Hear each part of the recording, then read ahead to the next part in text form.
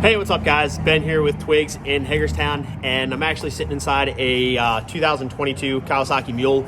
We got ordered in for a guy. I know it's still hard for some folks to get your hands on some of these machines just to get a visual on them. So I'm gonna do a quick walk around on this thing and kind of show it off a little bit, and hopefully it helps answer some questions for you guys. So let's go for a ride.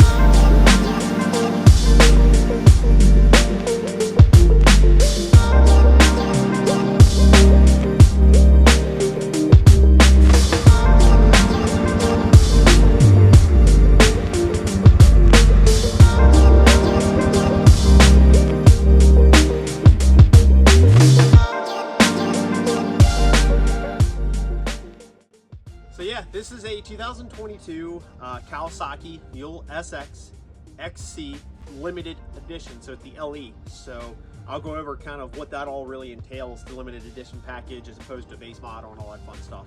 So, all right, so again, this is the limited edition. What makes that different from a base model? Well, if you start from the very dead base model Kawasaki Mule, you only get a two-wheel drive machine, and believe it or not, it is still carb rated. And I think they only put that machine on 22-inch tires. So if you bump up to a regular Kawasaki Mule SX fuel injected model, not only, of course, you get the fuel injected motor, it's a 400cc motor, but they give you a 24-inch tire. And then as you work your way up, this is the limited edition. So this is the top level Kawasaki Mule SX that you can purchase right now. This is the SX XC, and the XC stands for extra clearance, and the LE stands for limited edition. The extra clearance is in regards to the larger wheel and tire that Kawasaki put on this machine. This is a 26-inch tire, so you're getting a slightly larger rim, slightly larger tire, and all that equates to is just a little bit more ground clearance. The base model Mule actually sits pretty low to the ground, so this just gives you another 2 or 3 inches of ground clearance. And then of course with the limited edition package, you get the cooler, the cooler wheels and stuff like that. You get the cooler paint, which is really neat, that blacked out paint scheme with the Kawasaki green. And then you get the roof with the limited edition package. And then if you look up front, you get dual LED headlights up front. So that's pretty cool. All of the Kawasaki Mules come with this front brush guard.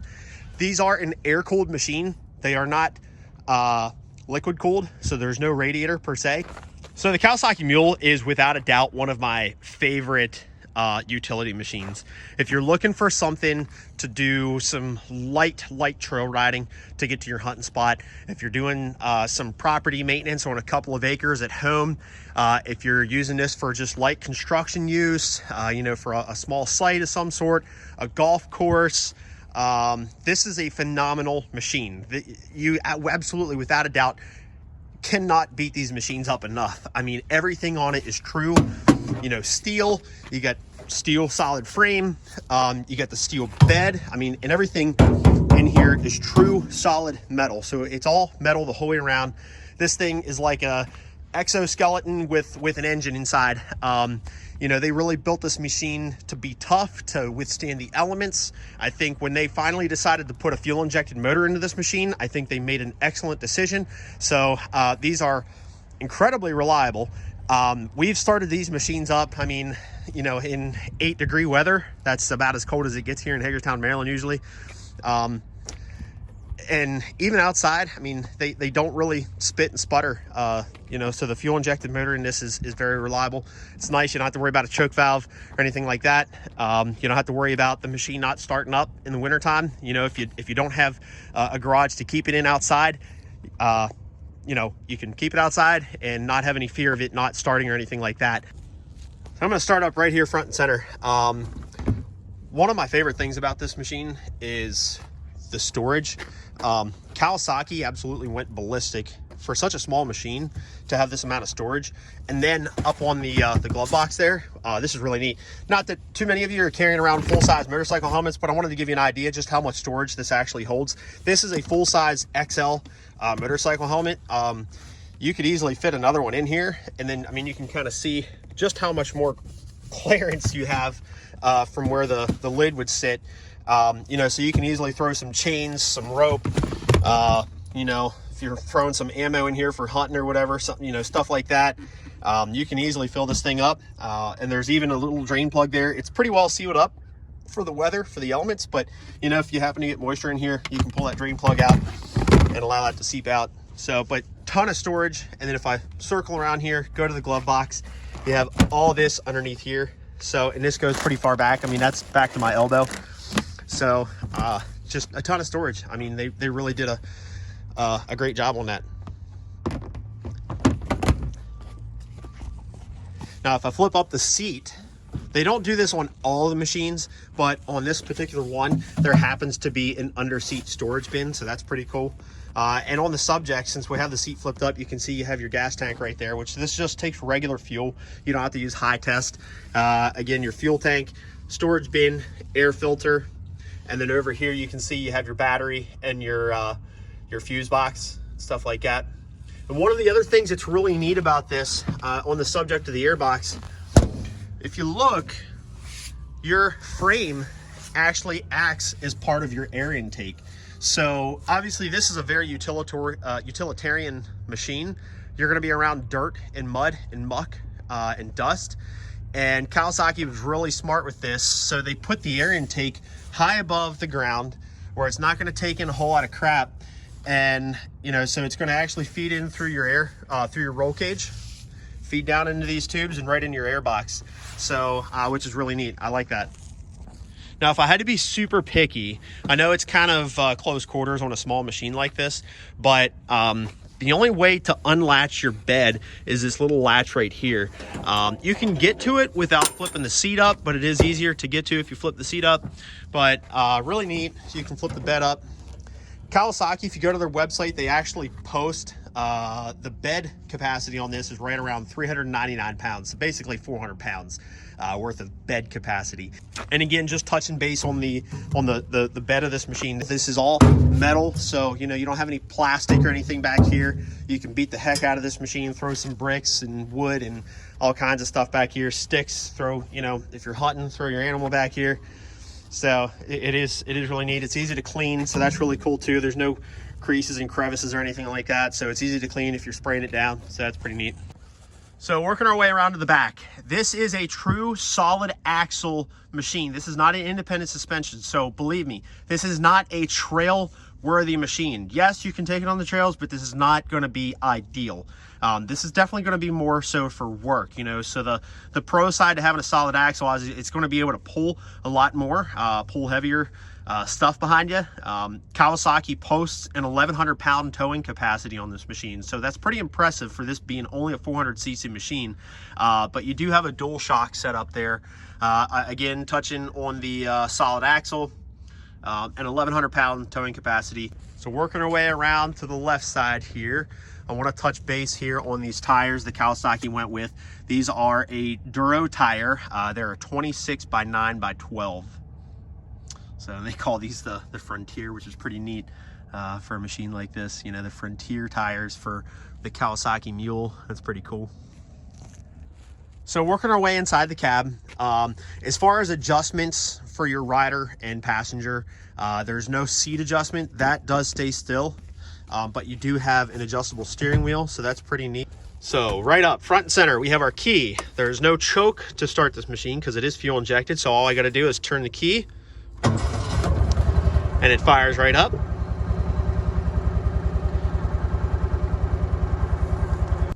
You can see on our dash we have reverse, neutral, high, and low. And obviously if you're going to be using this machine for work, you're going to be using it down here in low quite often, unless you're out kind of doing some trail riding, going from point A to point B, you're going to put it in high.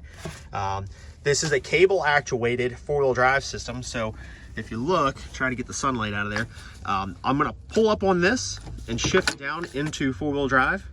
And likewise over here, I do have differential lock in here as well. So again, we're gonna pull the spring-loaded actuator and push down, and that locks our differential.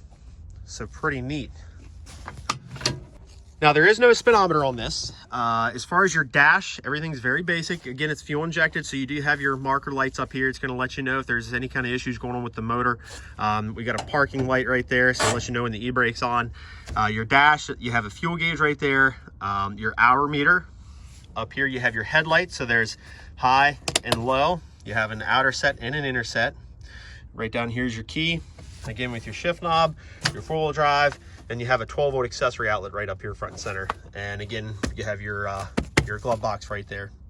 So you'll notice some of these machines actually do have blockout plates, just like this right here. So for various accessories, you can really load this thing up with, if you want to get a light bar for it, or if you want to get a winch. Winch would probably be the most utilitarian item I would buy for this. A winch, plow. You can get a winch and plow set up for this machine.